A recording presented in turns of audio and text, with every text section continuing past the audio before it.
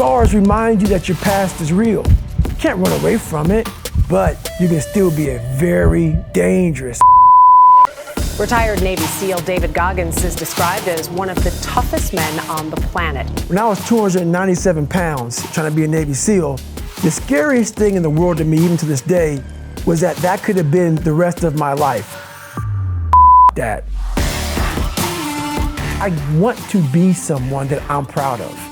Just by going to war with myself every day, I gain confidence.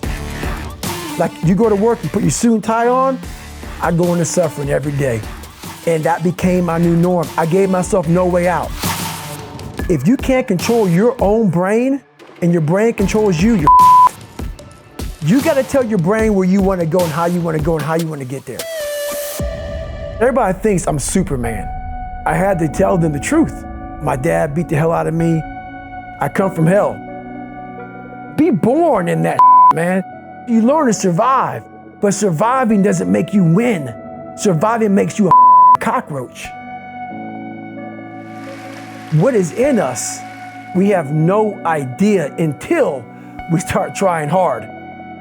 No one really finds themselves without going through suffering.